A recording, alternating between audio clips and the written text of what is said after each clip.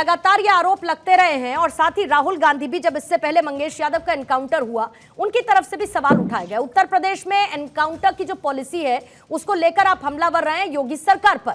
लेकिन मैं सिर्फ इतना समझना चाहती हूं कि अगर कोई अपराधी है जो भागने की कोशिश करता है, एनकाउंटर होता है, तो क्या विपक्ष ये चाहता है कि पुलिस या फिर यूपी एसटीएफ उनसे पहले ये पूछे कौन जात हो और उसके बाद आगे की कोई कार्रवाई करे? पूर्णिमा जी, मेरी पार्टी का और मेरा, हम दोनों का ही यही मानना है कि अपराधियों की कोई जाति नहीं होती। अपराधी अपराधी होता है। अपराधियों का कोई धर्म नहीं होता, ना वो हिंदू होता है, ना मुसलमान होता है, ना सिख होता है, ना ईसाई होता है। अपराधी को अपराधी की तरह ही ट्रीट करना चाहिए, चाहे वो कोई भी सरकार हो, चाहे कोई भी कोर्ट हो। एक अपराधी उसमें अपराधी ही होता है, उसको उचित दंड देना कोर्ट का काम है। और अब देखिए, सबसे महत्वपूर्ण बात मैंने इसमें बोली कि कोर्ट का काम है। एक कोर्ट होता है, एक यानी कि एक न्यायालय होता है, और पुलिस होती है। दो व्यवस्थाएं हैं। पुलिस का काम है कि अपराधियों को पकड़ना, संदिग्धों को पकड़ना और कोर्ट के सामने उनको पेश करना। और कोर्ट का यह काम है कि अगर कोई व्यक्ति अपराधी है तो उसको उचित दंड देना, संविधान के दायरे में रहकर दंड देना, जो संवैधानिक दंड उसको मिलना चाहिए वो उसे वहां तक पहुंचाना। और अगर कोई अपराधी, अगर कोई व्यक्ति जो संदिग्ध है, जिसको कोर्ट के सामने पेश किया गया है और वो अपराधी नहीं घोषित होता है, नहीं प्रूव हो पाता है, तो उसको बाइज्जत बरी कर देना। एक्स्ट्रा जुडिशियल पावर पुलिस के पास नहीं है, ये हमारा संविधान कहता है। लेकिन जिस तरह से उत्तर प्रदेश में एक के बाद एक करके, एक के बाद एक करके, एक के बाद एक करके हत्याएं हो रही हैं पुलिस के द्वारा, तो ये चिंता का विषय है। पुलिस के पास extra judicial power to kill नहीं है, चाहे वो कोई भी राज्य हो या कोई भी पुलिस हो। तो उत्तर प्रदेश में जो ये स्थिति है वो दयनीय है। ईशान त्यागी, अगर आपकी पार्टी और आपका स्टैंड इतना क्लियर है कि भाई अपराधी की कोई जाति नहीं देखनी चाहिए, एनकाउंटर पॉलिसी से आपको दिक्कत है, मैं बिल्कुल समझ गई। न्यायालय को अपना काम करने देना चाहिए, ये भी मैं समझ गई। लेकिन फिर आपके साथी क्यों किसी अपराधी की जाति देखने लगते हैं? जब यादव का एनकाउंटर होता है तो कहते हैं कि यादव उत्पीड़न है। अब अगर ठाकुर मारा गया तो पिता तो कह रहे हैं ना कि अखिलेश यादव को ठंडक मिल गई होगी, उनको चैन मिल गया होगा, तो फिर वो उसमें जाति क्यों तलाशने लगते हैं? पूर्णिमा जी, अगर आपने उस व्यक्ति के पिता को अभी सुना हो पूरी अच्छी तरीके से, तो पहली बात तो उन्होंने ये बोली अखिलेश यादव जी वाली, और दूसरा सवाल ये उन्होंने पूछा कि जिन लोगों पे दो अपराध के, जिन पे दो केस है, दो मुकदमे हैं, उनको तो पुलिस एनकाउंटर कर दे रही है, और जिन पे 40-40 केस हैं वो बैठ के पुलिस की संरक्षण में बैठे हुए हैं, उन पे कोई कार्रवाई नहीं होती, ना उनका कोई एनकाउंटर होता है, ना वो अपने पुलिस में केस में जाके आपको वहां पे सरेंडर कर देते हैं और आराम से पुलिस के संरक्षण में बैठ जाते हैं। ठीक है, लेकिन तो पहला सवाल तो ये उठता है। दूसरा सवाल कि हर बार एसटीएफ में या उत्तर प्रदेश पुलिस में हमने देखा है, हम बचपन में जब मूवी पिक्चर देखते थे ना पूर्णिमा जी, तो ये होता था कि एक अपराधी को मार दिया पुलिस ने और उसके बाद जो उसके साथी थे वो भाग जाते थे। तो हर बार पुलिस, उत्तर प्रदेश पुलिस की या एसटीएफ की कार्रवाई में यही सामने निकल कर आता है कि एक व्यक्ति, और उन्हीं फिल्मों में एनकाउंटर में यह भी दिखता है कि अपराधी भागने की कोशिश करता है। नहीं, मैं उन्हीं फिल्मों का रेफरेंस ले रही हूँ ईशान जी, कि उन्हीं फिल्मों में अपराधी भागने की कोशिश करता है, अपराधी पुलिस पर फायरिंग करता है, पुलिस काउंटर फायरिंग करती है और उसके बाद एनकाउंटर होता है। अब उस समय अगर पुलिस ये देखे कि भाई ये जो फायरिंग कर रहा है मेरे सामने, इस पर 2 केस हैं, जो अभी तक भागने की कोशिश नहीं कर रहा उस पर 34 केस हैं, फिर तो सब हो गया काम, फिर तो हो गया काम। फिर पुलिस पर फायरिंग होगी, उसमें कोई पुलिस वाला मरेगा, फिर उसके बाद आप लोग पता नहीं क्या कहेंगे। ठीक है, ठीक है, मुझे ठीक है, मैं काउंटर ले लेती हूँ, डॉक्टर शलभ मणि त्रिपाठी। ठीक है, शलभ से मैं पूछ लेती हूँ। शलभ मणि त्रिपाठी, ये बताइए कि आपकी एनकाउंटर पॉलिसी को लेकर लगातार विपक्ष हमलावर रहा है और उसमें जाति का जोड़ देना, ये तो वही वाली स्थिति हो गई ना कि एक तरफ कानून है और वर्सेस एनकाउंटर जातिकरण को देखकर हो गया। फिर लोग आंकड़े निकालने लगते हैं और ये बताने लगते हैं कि भाई किस किस के काल में कितने कितने एनकाउंटर हुए, उसमें किन किन की जातियां थी। लेकिन सीधा सा सवाल है, एनकाउंटर पॉलिसी पर सवाल क्यों उत्तर प्रदेश सरकार के, और बार बार एनकाउंटर सवालों के घेरे में क्यों है?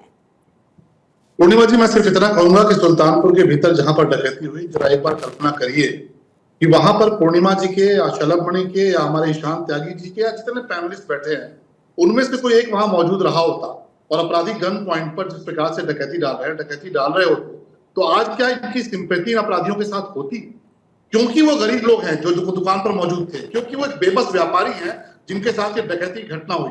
और इस पूरी घटना में पुलिस ने 100% रिकवरी की है, यानी 100% माल रिकवर हुआ है। अब उसके बाद जो खूंखार अपराधी हैं, गन पॉइंट पे घुस के डकैती डालते हैं, दिन दहाड़े डकैती डालते हैं, उसको लेकर एक पूरा फुटेज वायरल होता है, सीसीटीवी फुटेज सबके हाथों में पहुंचता है, उसको लेकर आलोचना होती है और ये कहा जाता है कार्रवाई क्या होगी। और जब कार्रवाई करते हैं तो अपराधियों के साथ जाकर खड़े होते हैं। यानी कि कोई अपराधी जब पुलिस पर गोली चला रहा हो तब ये चाहते हैं कि पुलिस का आदमी गोली खाते हुए पूछे कि भाई आप कौन सी बिरादरी के हैं, कौन से धर्म के हैं, आपके खिलाफ कितने मुकदमे हैं। इतना वक्त नहीं होता ईशान भाई, जब जिंदगी और मौत के बीच में चंद सेकंड का फासला होता है और जब पुलिस पर गोलियां चल रही होती हैं तो उनके पास सेल्फ डिफेंस के लिए अधिकार होता है। आप कहते हैं कि ये अधिकार किसने दे दिया? ये सेल्फ डिफेंस का अधिकार आपको भी है, ये अधिकार हमारे ऊपर भी है कि कोई अगर जानलेवा हमला करता है तो ऑनरेबल कोर्ट इस बात का अधिकार, हमारा संविधान इस बात का अधिकार देता है कि हम भी सेल्फ डिफेंस में उस पर हमला कर सकते हैं। और पिछले 7 वर्षों के दौरान योगी जी की सरकार में बहुत सारे अपराधी मारे गए। आप तो बार बार भाग के कोर्ट गए, आप तो बार बार भाग के मानवाधिकार आयोग के दफ्तर में गए, लेकिन 7 वर्षों के दौरान मुझे एक वाकया ऐसा बता दीजिए जिनमें से एक भी एनकाउंटर को आप फर्जी साबित कर पाए हो। 7 साल के दौरान जितने एनकाउंटर हुए सबकी मजिस्ट्रेट इंक्वायरी हुई, कोर्ट इंक्वायरी हुई, मानवाधिकार आयोग के द्वारा इंक्वायरी हुई। एक भी ऐसा एनकाउंटर अभी तक आप साबित नहीं कर पाए जिसमें आप ये कह पाइए कि ये फर्जी एनकाउंटर था। लेकिन क्योंकि कांग्रेस पार्टी की, समाजवादी पार्टी की, विपक्ष की पूरी सहानुभूति अपराधियों के साथ है। उनकी सहानुभूति उस व्यापारी के साथ नहीं है जिसके यहाँ डकैती पड़ रही, उन लोगों के साथ नहीं है जो उस दुकान के भीतर बैठे थे। अगर गोली मार देता, किसी की बीवी मर जाती, किसी का बच्चा मर जाता, उसके साथ कांग्रेस पार्टी, समाजवादी पार्टी की सिंपैथी नहीं है। इनकी सिंपैथी किससे है? जो अपराधी मारे जाए, जिन अपराधियों के खिलाफ कार्रवाई हो रही, चाहे वो मुख्तार अंसारी हो, चाहे वो अतीक अहमद हो, वो इनके लिए महापुरुष है। मुख्तार अंसारी इनके लिए महापुरुष है, अतीक अहमद इनके लिए महापुरुष है, मुकीम काला इनके लिए महापुरुष है। तमाम सारे अपराधी मारे जा रहे हैं। 20 सेकंड का काउंटर ईशान जल्दी से रखिएगा, फिर बाकी मेहमानों के पास जाऊंगे। पूर्णिमा जी, शैलामणि त्रिपाठी जी ने 3 बार अपने वाक्य में बोला कि हमारी सिंपैथी अपराधियों के साथ है। मुझे एक बात बता दीजिए, मैंने अपने पूरे वाक्य में ये बोला हो कि मेरी जो सिंपैथी है वो अपराधियों के साथ है। मुझे एक बार बता दीजिए। और ये हमेशा आप ही के साथ क्यों ऐसा होता है कि भाई और राज्य भी हैं पूरे देश में और जगहों भी एनकाउंटर होते हैं, लेकिन आप ही के साथ ऐसा क्यों होता है कि पुलिस कभी पुलिस की गाड़ी, कभी अपराधी की गाड़ी पलट जाती है, वो भागने की कोशिश करता है, कभी आप ही के ऊपर गोली चलाई जाती है। सबसे ज्यादा पूर्णिमा जी, अगर एनकाउंटर उत्तर प्रदेश में हुए हैं तो उसी पे सबसे ज्यादा सवाल भी उस पर पूछे गए हैं। बिल्कुल ठीक कह रहे हैं। उत्तर प्रदेश में। और आंकड़े ये बताते हैं साहब कि 2003 से 2007 के बीच में जब मुलायम सिंह यादव की सरकार थी 499 एनकाउंटर हुए थे। ये तो अभी 207 तक ही पहुंचे हैं। सिर्फ 499 एनकाउंटर मुलायम सिंह यादव की सरकार में हुए थे। बहरहाल मैं इंतजार कर रही थी तारिक खान साहब के जुड़ने का, समाजवादी पार्टी का उपक्ष रख सके, लेकिन अभी मुझे पैनल से कमांड मिली है कि समाजवादी पार्टी ने अभी यह तय किया है बिल्कुल कि वो अपने प्रवक्ता इस मुद्दे पर चर्चा के लिए चैनल डिबेट में नहीं भेजेंगे। तो जाहिर है कि समाजवादी पार्टी अपना पक्ष नहीं रख पाएगी, तो ईशान त्यागी आपकी जिम्मेदारी थोड़ी ज्यादा बढ़ जाएगी। अब आ जाती हूं संजय राणा आपके पास, फिर उसके बाद आरके सिंह साहब आपके पास आऊंगी। संजय राणा जी, उत्तर प्रदेश में एनकाउंटर को लेकर सवाल क्यों उठते हैं? धर्म जाति को लेकर बार बार सवाल या निशान उत्तर प्रदेश सरकार पर क्यों उठते हैं? और फिर वही घूम फिर के साथ बहुत सिंपल सा सवाल आ जाता है कि अगर कोई अपराधी है तो उसकी जाति ढूंढी जाएगी क्या? पहले ब्राह्मण उत्पीड़न आप चिल्लाते रहे, विकास दुबे का एनकाउंटर हुआ, फिर मंगेश यादव तो यादव उत्पीड़न होने लगा, अब आप कह लीजिए कि ठाकुरों का उत्पीड़न होने लगा है। मतलब पहले पूछे जाति बताओ, अब इस पर विवाद नहीं होगा तो चलो तुमको ठोक देते हैं। ऐसा थोड़ी होता है सर।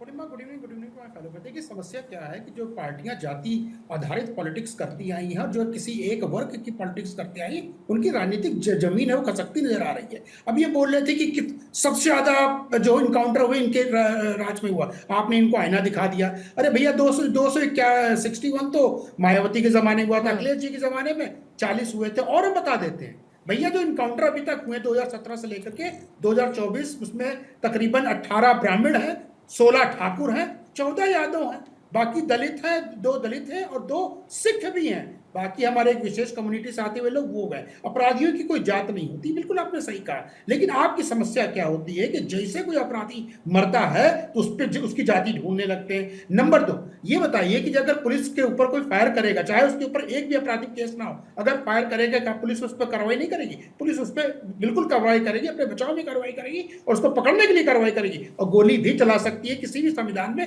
ऐसा लिखा नहीं है कि पुलिस में आत्मरक्षा में या अपने आप को बचाने में गोली नहीं चला सकती है। तो संविधान का एक नाटक, एक पीडीए का नाटक दो पार्टी के दो नेताओं ने संभाल रखी है, एक है राहुल गांधी साहब, दूसरे अखिलेश यादव।